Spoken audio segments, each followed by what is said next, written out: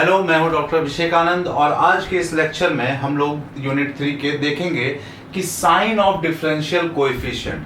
तो sign of differential coefficient में हम लोग देखेंगे कि स्लोप कैसा होता है, हमारा कर्व कैसा होता है, कब वो पॉजिटिव होता है, कब वो नेगेटिव होता है।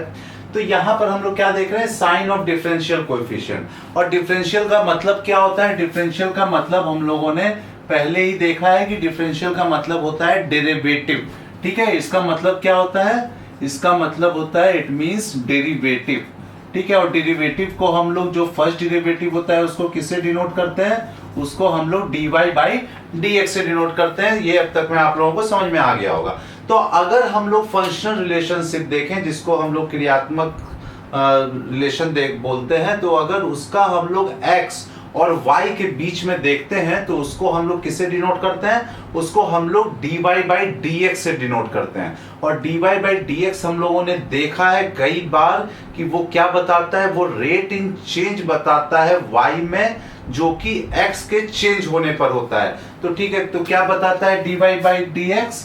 एक बार वापस से हम लोग देखते हैं। ये बताता है रेट ऑफ चेंज। ठीक है, रेट ऑफ चेंज किसमें बताता है? इन y में क्या चेंज आ रहा है? अगर x चेंज होता है तो इफ x चेंजेस। ठीक है, तो ये हमारा रिलेशन बताता है, फंक्शनल रिलेशनशिप बताता है। अगर हम लोग सपोज y को मान लेते हैं टोटल यूटिलिटी और x को मान लेते हैं कंजम्पशन। ठीक है, सपोज अगर हम लोग लें, ठीक है, कि एक फंक्शनल रिलेशनशिप है जिसमें y हमारा क्या डिनोट कर रहा है? y हमारा डिनोट कर रहा है टोटल यूटिलिटी को। ठीक है, और x हमारा डिनोट कर रहा है कंजम्पशन को। कंजम्पशन क्या होता है? कंजम्पशन का मतलब होता है जो हम लोग उपभोग करते हैं उसके बारे में। तो और टोटल यूटिलिटी क्या होता है? यूटिलिटी हम लोगों ने पढ़ा है कि ये हमारा उपयोगिता जो होता है उसे हम लोग यूटिलिटी कहते हैं। और यूटिलिटी हमारा कभी भी कैसे बढ़ता है? कभी भी किसी का उपभोग करने के बाद, कंजम्पशन करने के बाद बढ़ता है। हम लोग कहते हैं कि जैसे जैसे हम लोग कंजम्पशन को बढ़ाते हैं यानी उपभोग को बढ़ाते हैं, वैसे वैसे हमारी उपयोगिता भी बढ़ती है, यूटिलिटी भी बढ़ती है। मगर एक लेवल तक, एक लेवल के बाद अगर हम लोग कंजम्पशन को और आगे बढ़ाते हैं तो क्या होता है? हमारा टोटल यूटिलिटी जो है होता है वो कम होता चला जाता है। ये हमारा मार्शल का दिया हुआ कंसेप्ट है यूटिलिटी का, जिसको हम लोग कार्डिनल यूटिलिटी भी कहते हैं। और ये आप लोगों ने माइक्रो इकोनॉमिक्स के अंदर पढ़ा होगा।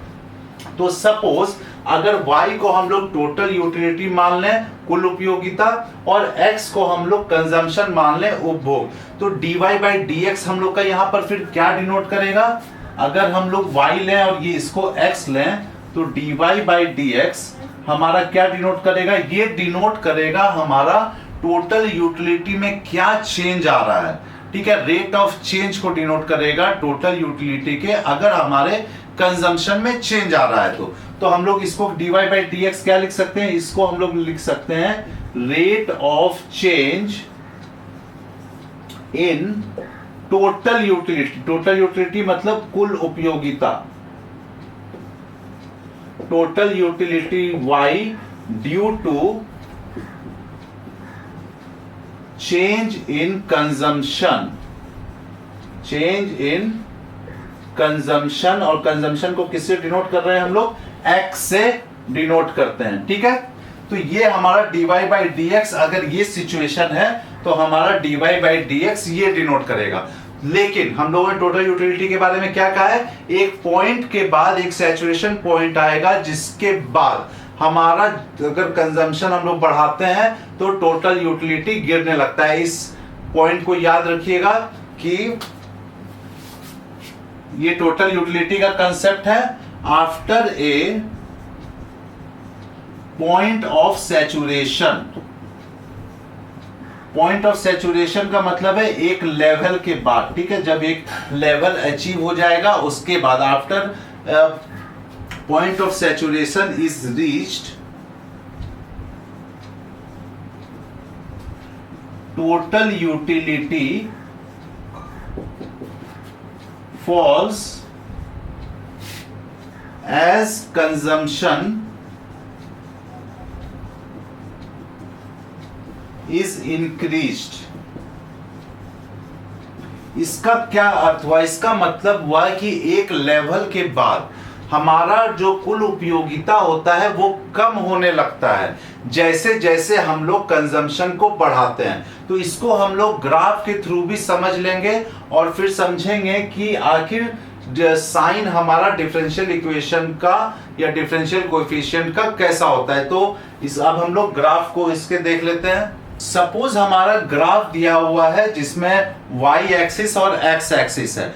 x एक्सिस हमारा क्या डिनोट करेगा? हमारे कंजम्पशन को डिनोट करेगा, हमारे उपभोग को डिनोट करेगा। वहीं y एक्सिस हमारा यूटिलिटी को डिनोट करेगा कि कितना हम लोगों को उपयोगिता प्राप्त हो रही है। तो अब अगर हम लोग यूटिलिटी के ग्राफ में चले जाएं तो टोटल यूटिलिटी का जो ग्राफ होता है हमारा वो इस प्रकार का होता है। ठीक है, ये हमारा टोटल यूटिलिटी का कर्व है। ठीक है, ये बढ़ता चला जाता है जैसे जैसे हमारा कंजम्पशन बढ़ता है, ये बढ़ता चला जाता है, फिर एक लेवल पर पहुंचता है जहां पर कि हमारा कंजम्पशन होता है और फिर इस पॉइंट के आगे अगर हम लोग कंजम्पशन करते हैं तो देखते हैं कि हमारा टोटल यूटिलिटी क्या होता है? कम होने लगता है। अब अगर सपोज हम लोग एक टेंजेंट ड्रॉ करें, ठीक है, एक टेंजेंट ड्रॉ करते हैं जो यहां पर से गुजर रहा है, ये R पॉइंट इसको मान लेते हैं। ये जो सबसे हाईएस्ट हमारा जहां टोटल यूटिलिटी अचीव हो रहा है इसको हम लोग UM मान लेते हैं और इससे एक वर्टिकल लाइन ड्रॉ कर लेते हैं x एक्सिस पे। सपोज ये हमारा XM है और R पॉइंट से भी फिर हम एक ड्रॉ कर लेते हैं, R पॉइंट से एक ड्रॉ करते हैं और इसके आगे से एक कोई पॉइंट ले लेते हैं। तो इसको भी हमारा ये डिफरेंट लेवल ऑफ कंजम्पशन बता रहा है, तो R से जो हो रहा है इसको हम लोग x1 मान लेते हैं और इसको x2 मान लेते हैं। अब हम लोग एक हॉरिजॉन्टल लाइन ड्रॉ करेंगे y एक्सिस पे। कहां से? पॉइंट R से। ठीक है, पॉइंट R से एक हॉरिजॉन्टल लाइन ड्रॉ करते हैं। तो ये x1 यहां माने हैं तो इसको हम लोग y1 मान लेते हैं और एक इस पॉइंट से हम लोग y2 मान लेते हैं। तो इस पॉइंट को हम लोग q मान लेते हैं, इस पॉइंट को हम लोग मान लेते हैं कि ये q दिया हुआ है। तो ये हमारा सपोज कर्व है टोटल यूटिलिटी को का दिया हुआ। अब हम लोग पॉइंट R को कंसीडर करते हैं, सबसे पहले पॉइंट R को। तो कंसीडर जब पॉइंट R को करेंगे तो हम लोग देखते हैं कि UM क्या है? हमारा हाईएस्ट टोटल यूटिलिटी का पॉइंट है। टोटल यूटिलिटी के राइट साइड में हमारा क्या है? पॉइंट R है और पॉइंट R पे हमारा जो टोटल यूटिलिटी अचीव हो रहा है वो कितना हो रहा है? 0y1 और कितना कंजम्पशन पे? हमारा कंजम्पशन हो रहा है 0x1 और वहीं अगर हम लोग कंजम्पशन को इंक्रीज कर दें 0x1 से 0x2 पे। ठीक है, ये देखिए यहां पर इतना हो रहा है 0x1 और यहाँ 0x1 से 0x2 पर अगर हम लोग इंक्रीज कर दें तो हम लोग क्या देखते हैं? टोटल यूटिलिटी कम हो जाता है R से Q, जो कि हम लोग करेंगे कि y1 से हमारा टोटल यूटिलिटी कम होकर y2 पर आ गया है। तो हम लोग दूसरे शब्दों में कह सकते हैं कि जैसे जैसे हम लोग कंजम्पशन को इंक्रीज करते हैं OX1 से OX2 पे हमारा टोटल यूटिलिटी कम हो जाता है OY1 से OY2 पे। तो इसी सब को हम लोग अगर स्टेटमेंट में लिखना चाहें तो हम लोग किस प्रकार से इस ग्राफ को समझा सकते हैं? तो हम लोग लिख सकते हैं, अगर पॉइंट R से शुरू करें तो हम लोग सबसे पहले पॉइंट लिख सकते हैं R is the point on the right side of UM और UM क्या है? Highest utility. यहां पर हम लोगों को सबसे ज्यादा हम लोगों को उपयोगिता यहां प्राप्त हो रही है। अब हम लोग पॉइंट R के बारे में केवल बात करें तो पॉइंट R पे हमारा total utility at point R, ठीक है, at point R total utility is, अब हमारा टोटल यूटिलिटी पॉइंट R पर क्या होगा? हमारा y एक्सिस जो है यूटिलिटी को डिनोट कर रहा है। तो टोटल यूटिलिटी हमारा कितना है? y1 पर ये आ रहा है, तो हम लोग कहेंगे कि हमारा OY1 हमारा टोटल यूटिलिटी है। तो बोलेंगे total utility is OY1 at कितना कंजम्पशन पे? तो ये आ रहा है x1 तक, तो हमारा कितना हो जाएगा 0 OX1 हो जाएगा एट OX1 कंजम्पशन। ठीक है, यहां तक क्लियर है। अब हम लोग क्या करते हैं, अब सपोज हम लोग कंजम्पशन को बढ़ाते हैं x1 से x2 पे। ठीक है, तो क्या होगा, हम लोग लिखें इफ द कंजम्पशन मतलब उपभोग, consumption is increased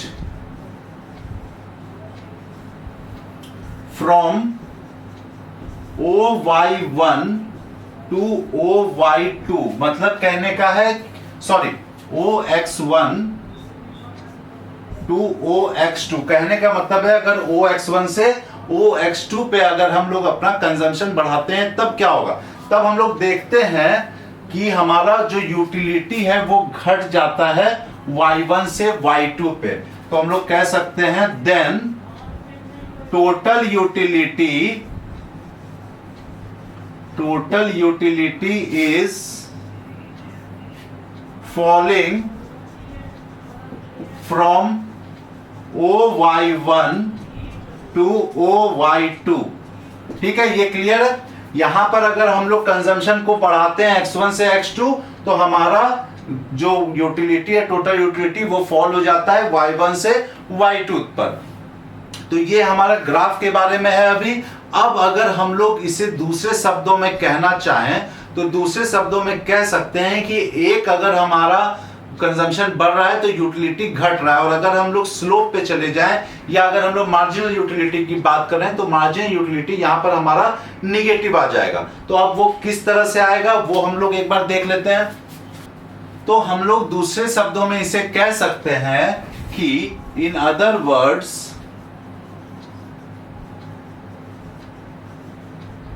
we can say that, क्या कर रहे हैं हम लोग, अगर कंजम्पशन को बढ़ा रहे हैं तो in the other words we can say that with the increment in consumption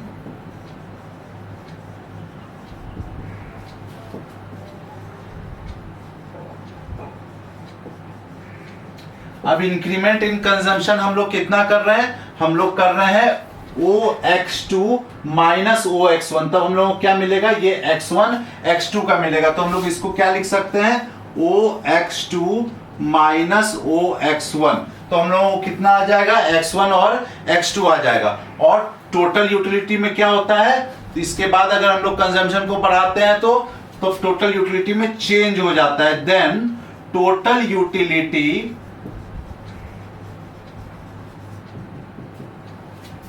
changes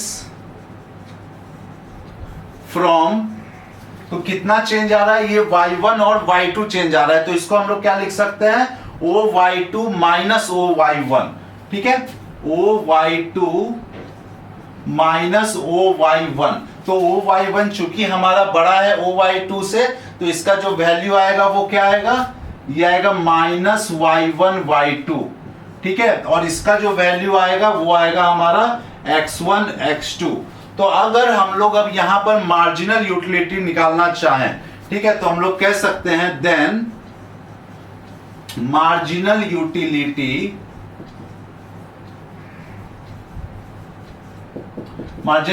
हमारा कितना हो जाएगा, हमारा हो जाएगा y1 y2 divided by x1 x2, तो ये हो जाएगा minus y1 y2 divided by x1 x2।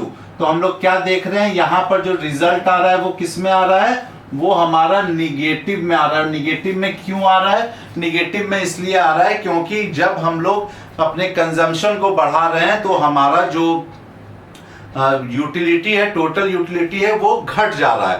तो यहां पर अगर सपोज x1 और x2 को हम लोग क्या कह सकते हैं, ये जो है इतना हमारा चेंज हो रहा है x में, और ये हमारा जो है चेंज है y में, तो इसको हम लोग डेल्टा x और डेल्टा y से भी डिनोट कर सकते हैं। तो हम लोग अगर लिखें कि if we denote change in consumption x1 x2 by delta X and change in total utility y1 y2 by delta y। ठीक है, क्यों? क्योंकि हम लोग डेल्टा से जानते हैं, डेल्टा से हम लोग जो है चेंज को डिनोट करते हैं। तो हम लोग यहां पर अगर डेल्टा x और डेल्टा y ले लें तो यहां पर क्या होगा, ये तो चूंकि माइनस में है तो हमारा डेल्टा y भी माइनस में आएगा। तो अगर हम लोगों को रेट ऑफ चेंज फाइंड करना है पॉइंट r पर, ठीक है, हम लोग पॉइंट r की अगर बात करते हैं तो क्या होगा, then change at point r। तो पॉइंट r का हम लोग का चेंज क्या होगा, हम लोगों को यहां पर dy बाई डी एक्स या delta y by delta x आ जाएगा, और हम लोग यहां पर क्या करेंगे, x को लिमिट करना होगा, जो कि हम लोग लिमिट के लेक्चर में भी देखे हैं। तो वहां पर हम लोगों को ये उसके वैल्यू को चेंज नहीं होना है उस पॉइंट पर, तो x के वैल्यू को हम लोग लिमिट कर देंगे 0 पे। तो हम लोग इसको लिख सकते हैं, ठीक है, इसको हम लोग अगर लिखें, इसको हटा देते हैं,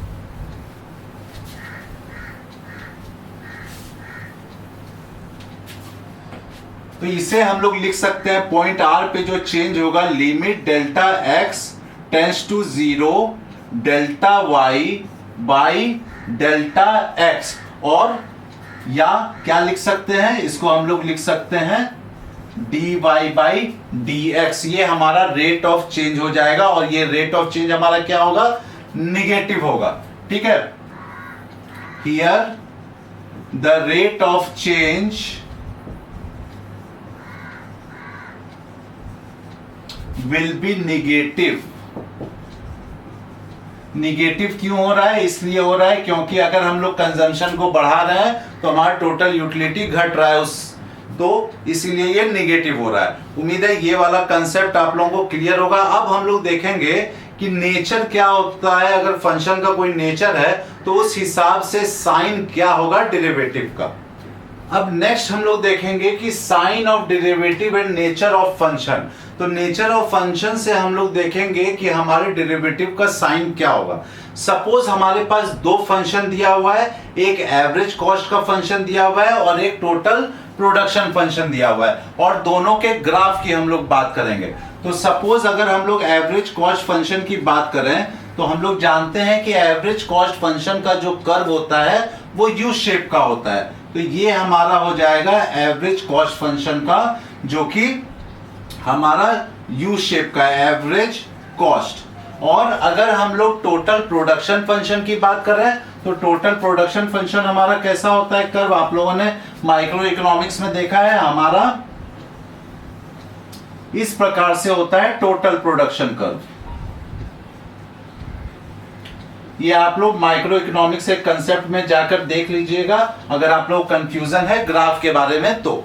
ठीक है, तो अब यहां पर हम लोग क्या करते हैं, हम लोग इस दोनों ग्राफ में देखेंगे कि कब हमारा पॉजिटिव होगा, कब हमारा निगेटिव होगा। सपोज अगर हम लोग डिवाइड कर दें इस ग्राफ को दो इक्वल पार्ट में, तो सपोज ये जो हमारा मिनिमम पॉइंट है यहां से एक हम लोग डिवीजन कर देते हैं, और यहां जो हमारा हाईएस्ट पॉइंट है वहां से एक डिवीजन कर देते हैं हमारे एक्स एक्सिस पे। तो हमारा कहां देख रहे हैं, ये जो डिवीजन हो रहा है वो कहां पर हो रहा है, मिनिमम एवरेज कॉस्ट पॉइंट पर, और यहां हो रहा है मैक्सिमम एवरेज कॉस्ट पॉइंट पर। तो इसको हम लोग लिख सकते हैं मिनिमम एवरेज कॉस्ट। ठीक है, और यहां क्या है, यहां है मैक्सिमम टोटल प्रोडक्ट। ठीक है, तो यहां पर हम लोग इस ग्राफ को डिवाइड करते हैं और कंसीडर करते हैं अलग अलग पार्ट इस ग्राफ के, और उसके बाद देखेंगे कि क्या हमारा सिंबल आता है। तो अगर हम लोग सपोज सबसे पहले टोटल कॉस्ट फंक्शन की अगर हम लोग बात करें, तो टोटल कॉस्ट फंक्शन में अगर सपोज हम लोग एक टेंजेंट ड्रॉ करते हैं लेफ्ट हैंड साइड में, ठीक है, और हम लोग फिर इधर एक ड्रॉ करते हैं राइट हैंड साइड में एक टेंजेंट, उसी प्रकार से इसमें भी हम लोग एक टेंजेंट ड्रॉ करते हैं। ये सपोज हमारा लेफ्ट हैंड साइड वाला पार्ट ले लेते हैं एक बार, और एक बार हम लोग राइट हैंड साइड का पार्ट ले लेते हैं और फिर देखते हैं क्या होता है। तो यहां पर हम लोग क्या देख रहे हैं, यहां पर फॉल हो रहा है, ठीक है, यहां पर फॉल हो रहा है। तो स्लोप का अगर हम लोग फॉर्मूला देखें तो स्लोप का क्या होता है फॉर्मूला, स्लोप होता है vertical change bye horizontal change, ठीक है। तो हम लोग जानते हैं कि जब ये नीचे फॉल कर रहा है तो इसका क्या होगा स्लोप, इसका स्लोप निगेटिव होगा। ये जब ऊपर की ओर जा रहा है तो इसका स्लोप पॉजिटिव होगा। वही इस एरिया का, चूंकि ये ऊपर जा रहा है तो इसका स्लोप क्या हो जाएगा निगेटिव, और इसका स्लोप हो जाएगा हमारा इस एरिया का पॉजिटिव हो जाएगा। तो इस प्रकार से हम लोग रिलेशन बताते हैं। और टेंजेंट जो होता है वो कर्व का अगर राइज कर रहा है तो वो पॉजिटिव में चला जाएगा, और अगर नीचे की ओर जा रहा है तो वो निगेटिव में चला जाएगा। अब इसके रिस्पेक्ट में हम लोग देखेंगे कि dy बाई dx क्या वो जीरो से बड़ा होगा या जीरो से छोटा होगा। अगर निगेटिव है तो वो जीरो से छोटा होगा, और अगर पॉजिटिव है तो वो जीरो से बड़ा होगा। तो सबसे पहले हम लोग अगर रिलेशन देखें पहला, ठीक है, पहला अगर हम लोग बोलें कि अगर dy by dx greater than zero है तो if dy by dx is greater than zero, तब क्या हमारा यहां पर रिलेशन निकल के आता है। तो अगर हमारा dy by dx first derivative zero से बड़ा होगा तो फर्स्ट डेरिवेटिव जो फंक्शन का होगा वो पॉजिटिव होगा, और जो हमारा कर्व दिया हुआ होगा वो राइज कर रहा होगा फ्रॉम लेफ्ट टू राइट। तो ये रिलेशन के बारे में हम लोग क्या लिख सकते हैं, ये रिलेशन तब होगा व्हेन फर्स्ट डेरिवेटिव, ये सब इंपॉर्टेंट है याद रखने के लिए, when the first derivative of function is positive and curve rises from left to right, ठीक है। ये रिलेशन हम लोग कहां देख सकते हैं, ये हम लोग देख सकते हैं यहां, और ये हमारा पॉजिटिव होगा, सॉरी ये पॉजिटिव होगा और ये हमारा नेगेटिव होगा, ठीक है। तो ये रिलेशन हम लोग देख सकते हैं। इस यहां पर जो हमारा टेंजेंट ऊपर की ओर जा रहा है, इधर भी हमारा क्या होगा टेंजेंट ऊपर की ओर जाएगा, तो ये हमारा dy by dx greater than zero में है। वहीं अगर dy बाई dx अगर हमारा लेस देन जीरो है तो क्या हमारा होगा, अगर dy बाई dx हमारा लेस देन जीरो होता है, तो जब लेस देन जीरो होगा तो हम लोग यहां देख सकते हैं नेगेटिव होगा, और नेगेटिव होगा तो क्या होगा dy बाई dx निगेटिव हो जाएगा फर्स्ट डेरिवेटिव, और इसका जो स्लोप हो, इसका जो कर्व होगा वो नीचे की ओर जा रहा होगा फ्रॉम लेफ्ट टू राइट। तो हम लोग लिख सकते हैं टोटल प्रोडक्शन कर्व, या when first derivative of function is negative and the curve decreases, या फॉल्स लिख सकते हैं, falls from left to right, ठीक है। ये सिचुएशन यहां पर भी है और ये सिचुएशन यहां पर भी है। तो अगर हम लोग यहां पर दो सिचुएशन देख चुके हैं, जब dy बाई dx या फर्स्ट डेरिवेटिव अगर जीरो से बड़ा होगा तो क्या होगा, और अगर जीरो से छोटा होगा तो क्या होगा। अब हमारा तीसरा सिचुएशन हो सकता है जब dy बाई dx जीरो के बराबर हो। तो अगर सपोज हमारा dy by dx is equal to zero है तब क्या होगा, ये एक ऐसा पॉइंट होता है जहां पर कि रेट ऑफ चेंज y का x के हिसाब से जीरो होता है, मतलब यहां पर कोई भी चेंज नहीं हो रहा होता है, जो कि हमारा इस पॉइंट पर, ठीक है, और इस पॉइंट पर हमारा हो सकता है। तो यहां पर dy by dx is equal to zero के बारे में क्या लिख सकते हैं, इसका मतलब है कि इट इज द पॉइंट, ये एक ऐसा पॉइंट है where the rate of change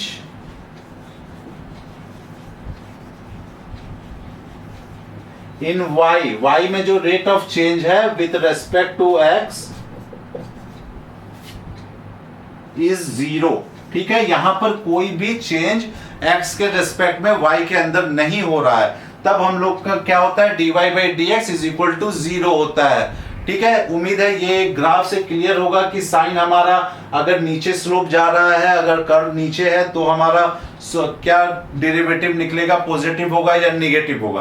अब हम लोग एक एग्जांपल के थ्रू भी इसको समझते हैं कि अगर हम लोगों को कोई फंक्शन दिया हुआ है तो उसका कैसे हम लोग पॉजिटिव या नेगेटिव निकाल सकते हैं कि क्या होगा। सपोज हमारे पास फंक्शन दिया हुआ है y is equal to X square minus 4x plus 10। तो इसका अगर हम लोगों को देखना है कि फर्स्ट डेरिवेटिव हमारा 0 से बड़ा है, 0 से छोटा है या 0 के बराबर है, तो सबसे पहले क्या करेंगे, हम लोग इसका फर्स्ट डेरिवेटिव निकालेंगे। तो फर्स्ट डेरिवेटिव हम लोग निकालने के लिए क्या करेंगे, dy बाई डी एक्स करेंगे। तो dy by D X is equal to D by D X X square minus 4x plus 10।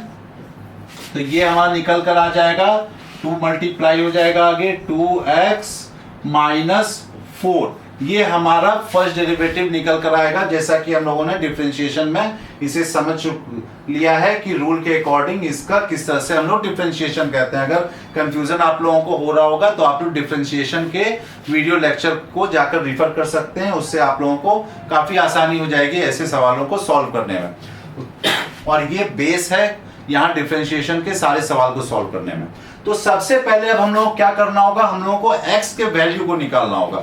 और x के वैल्यू को निकालने के लिए हम लोग क्या करते हैं कि मान लेते हैं कि dy बाई डी एक्स अगर हम लोगों का 0 है तो अगर हम लोग ये माने कि if dy by D X is equal to 0, तो dy बाई डी एक्स की जगह पर क्या लिख सकते हैं हम लोग, क्या है 2x माइनस 4। तो हम लोग लिख सकते हैं 2x minus 4 is equal to 0। तो हम लोग का क्या वैल्यू आ जाएगा, 2x इज इक्वल टू 4, इसको इधर लेके जाएंगे ये पॉजिटिव हो जाएगा।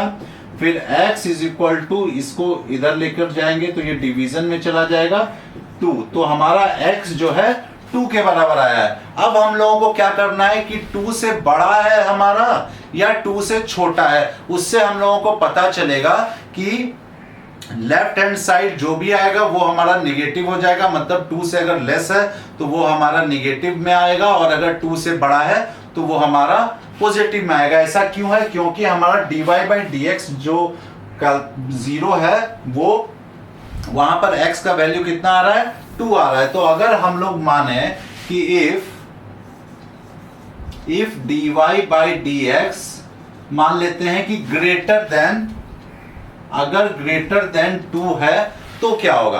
तो अगर ग्रेटर देन 2 है तो हमारा फर्स्ट डेरिवेटिव जो 2x माइनस 4 आया है ये हमारा पॉजिटिव निकल कर आएगा। इसका मतलब है कि कर्व जो होगा हमारा फ्रॉम लेफ्ट टू राइट ऊपर की ओर जा रहा होगा। तो हम लोग कह सकते हैं कि अगर dy by D x greater than 2 है तो इसका मतलब है कि हमारे जो फर्स्ट डेरिवेटिव है 2x माइनस 4, ठीक है, इसका फर्स्ट डेरिवेटिव क्या होगा, पॉजिटिव होगा।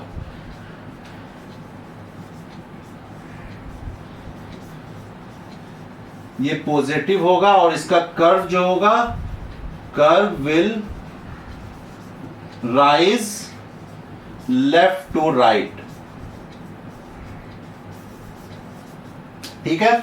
और वहीं अगर हमारा dy by D X less than 2 होगा तो यहां पर क्या हो जाएगा, हमारा फर्स्ट डेरिवेटिव निगेटिव हो जाएगा, जिसका मतलब है कि हमारा कर्व फॉल करेगा फ्रॉम लेफ्ट टू राइट।